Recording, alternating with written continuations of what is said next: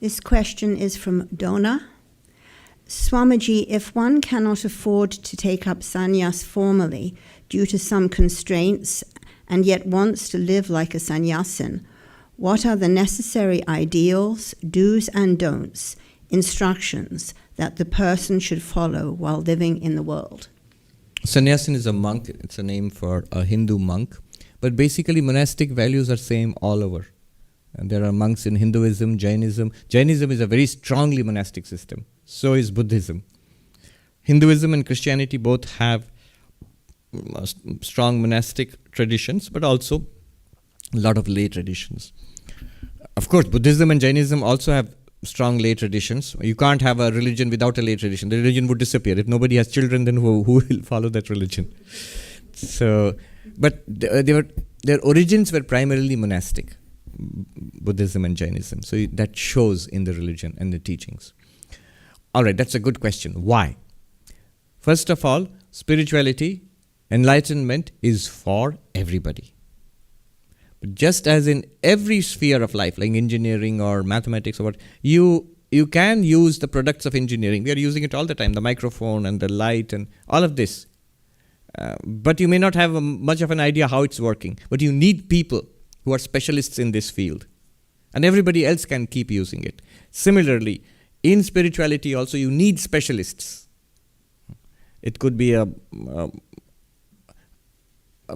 priest, an imam, a theologian, a church father. And among specialists also there may be like super specialists who do only that and nothing else.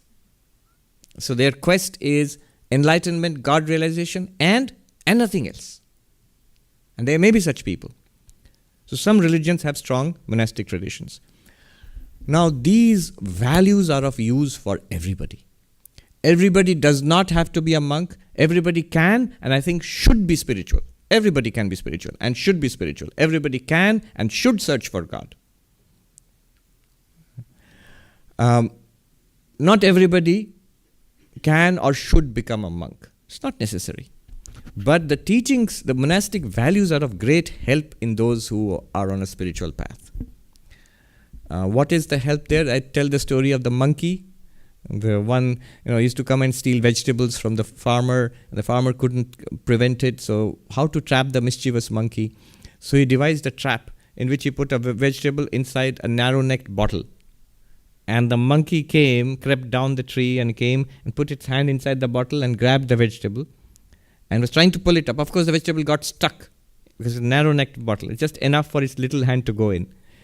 And of course, if you maneuver it in a particular way, the vegetable itself might come out also, but it's very difficult. And the farmer started running out of his hut with a stick to beat the monkey. Now the monkey can escape. It can let go of the vegetable, pull out its hand and run away and climb the tree. But greed can't let go. And now the monkey is to be thrashed. The only way the monkey can escape the thrashing of samsara is for the monkey to become a monk. That means to let go. To let go. If we don't let go, that's the problem. Swami Vivekananda says, thine only is the hand that holds the rope that drags thee on. Let go thy hold, sannyasi bold. Say Om Tat Sat Om. Can't blame God, can't blame samsara. You can't even blame samsara. Can't even blame the world. This is the way the world is designed. It can be a little worse and little better. But it's going to be like this. It has been. In spite of avatars and teachers and masters and prophets, the world still is like this. Little better maybe, that's all. You have to save yourself. So what are the values? The essential nature of being a monk is renunciation. Remember, even without being a monk, being in the world, Bhagavad Gita is taught by Krishna, who is a householder, to Arjuna, who is a householder. And after being taught the Gita, both remain householders. They don't become monks. In fact, in the beginning, Arjuna was sort of suggesting that he could become a monk. Bhaikshyacharyam charanti, he says, I can go and live on alms. Krishna tells him, no. If you want to be a successful worldly man, you have to be in the middle of this. If you want to be successful in spiritual life, you still have to be in the middle of this. So, even if you are not that super specialized kind who wants only God. If you want that, well and good, we welcome you with open arms. But if you don't want that, or you want, many people cannot, because they are in such social circumstances, not practically possible to become a monk. But you can internally become monk-like. One has to become monk-like. You don't have to become literally, even a monk has to be monk-like. If a monk is worldly, then no greater disaster than that. The Gita says, mithyachara sahuchyate. This is called hypocrisy. To sit quietly with withdrawing from the world of action and then think of the things one can get through the world of action. That's a kind of, that's hypocrisy. Instead of that, it's better to be engaged in action, but imbibe the values of monasticism internally. Be monk-like internally. What does that consist of? Sri Ramakrishna was very clear. Kam kanchon tag. The renunciation. Renunciation of what? Renunciation of acquisition of wealth and the pursuit of lust. He was pretty blunt about it. These are the two places where most people are, anybody who feels trapped, bound in samsara, at the root are these two. That somehow, in some sensory way, sensual way, world will give me pleasure, and that will give me fulfillment. That's one. The other one, by accumulating stuff in the world. It could be property, it could be wealth. It could start by just being what is called in the US especially a pack rat. Keep accumulating stuff. Why do people want to live in the midst of so much trash? It's that desire to have. Where does it come from? Even these desires, they are rooted in your nature as Satchidananda. Sat, being. I don't know myself as being. The more stuff I have, I feel my being expanding. I have more. I am more. It could just be rubbish. You notice, sometimes unfortunate, mentally ill person, homeless, lugging along a huge sack of stuff. So, is it that poor person's essential stuff? No, it's not essential stuff. It's random garbage picked up from here and there. Why? I am more with stuff. And that is really relevant to the United States, where you're overrun with stuff. When your house is overrun, it goes into a garage. When there's no space for the car in the garage, it goes into a unique creation of the United States, storage space. People buy storage space, big places, where it's just, what's there? Just stuff. For what? For nothing, just for being there. It is very philosophical, pure being, existence itself. That is kanchana. Sri Ramakrishna calls it gold. Pursuit of gold means this. And then the other one is kama, sensual pleasure. It is rooted in our nature as ananda. Our nature is bliss. We don't like being unhappy. We don't like being miserable. We don't like unpleasant stuff. We like being pleasant and happy and pleasurable, everything nice. So that comes from our real nature because it is nice.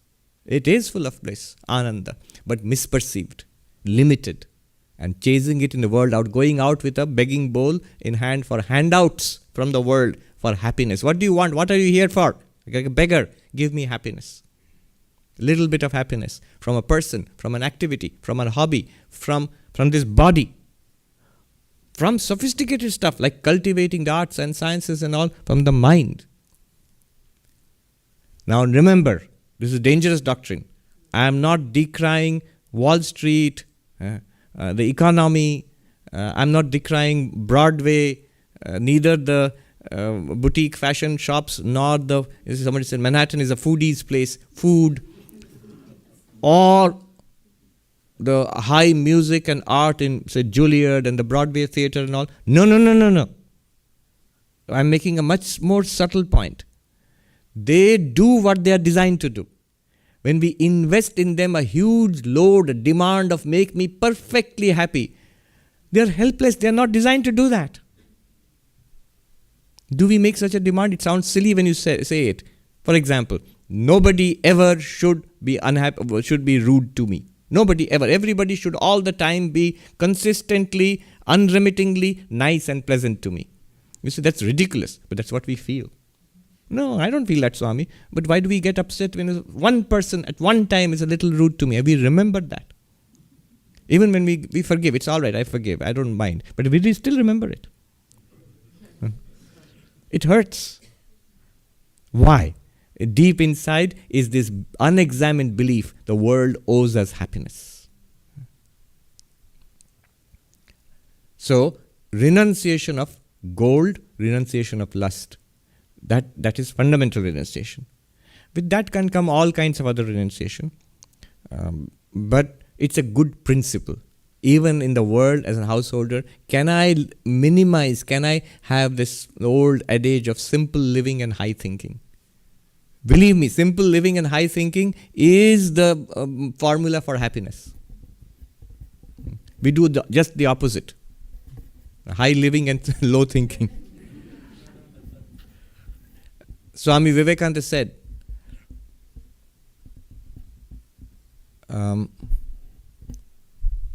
that he said this mixture of childlike simplicity and utter seriousness. If you look at Vivekananda, he's exactly like that. His American devotees and followers used to say he was like this great big boy.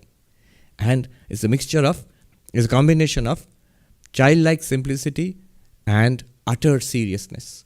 We do exactly the opposite. We are extremely complex and utterly shallow. And therefore unhappiness. We become complicated creatures, and our lives are utterly shallow. Our thought lives, our intellectual lives, the way we lead our lives is shallow. And as people, the way we behave with each other and towards ourselves, very complex. That's why, everybody has a therapist in New York, or used to a few decades ago. Just luckily going out of style. So these are the values. The central value of being a monk is renunciation. How much can you do without? Practically, how does that work? One is have less. Imitation of Christ is a very monastic book. It says, if you want peace, my child, always seek to have less rather than more. The exact opposite of what we do. Always seek to have less rather than more. One. If you want peace, my child, do these 4 things. 1, always seek to have less rather than more. Always seek to be last rather than first. In matters of taking credit, in matters of consumption, let others enjoy, let others get credit.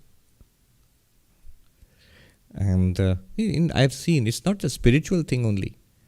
People who are respected, great people in any organization, could be a business organization, could be a scientific and academic organization, they follow these principles. Not consciously, they come to it automatically. And they are respected in that organization, a scientific organization, a commercial organization, a business empire. Simple life, putting others forward, not myself. Is he less successful because of that? Not at all. They're usually the top people. And somebody said, this is just because they're at the top, they had the luxury of doing these things. We have to climb to the top and shove people aside. We can't afford to be last rather than first. So, always seek to be last rather than first. Then third one, in all matters of opinion, do the will of another rather than your own. Matters of opinion, not matters of value or of ethics. There, stick to it. Matters of opinion, don't fight. Seek to do the will of others. You will find peace. And the last one, most difficult, these are in order of difficulty. First one, always seek to have less rather than more. Difficult but doable. Second one, always seek to be last rather than first. More subtle, more difficult. Third one, always seek to, in matters of opinion, always seek to do the will of others rather than your own. More difficult. And the last one is most difficult but most powerful. In all matters, try to see and accept the will of God. Because it's the truth.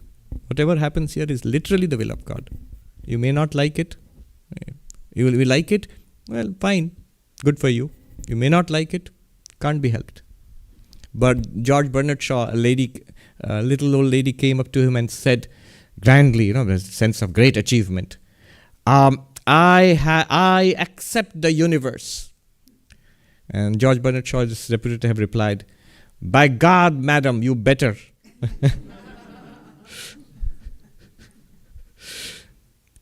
So, these are the practices for monasticism. one Swami was asked in the Himalayas, he asked the question to the people sitting around him, what is the characteristic of a monk? And people gave different answers. Somebody said, Brahma Jnana, the knowledge of Brahman, enlightenment is the characteristic of a monk. The Swami said, no, enlightenment is possible for everybody. A householder also can be enlightened. Then what's the characteristic of a monk? As our sadhu said, that the teacher, tyag, renunciation, letting go, externally even letting go. Internally, of course. Internally, monk-like, everybody should be. For a spiritual seeker, you automatically will become a monk-like. In fact, if you are a great writer, you become ascetic. You're a great scholar, you become ascetic. You're a great scientist, an artist, you become ascetic. Except with regard to your art, everything else it drops away. You can't achieve greatness without that. You don't even have to deliberately do it. Your passion for that will make everything else drop away. So that's the best kind of renunciation. When your passion for something high lets everything else drop away. But if you calculatedly kick out this thing, kick out that thing, it can become artificial.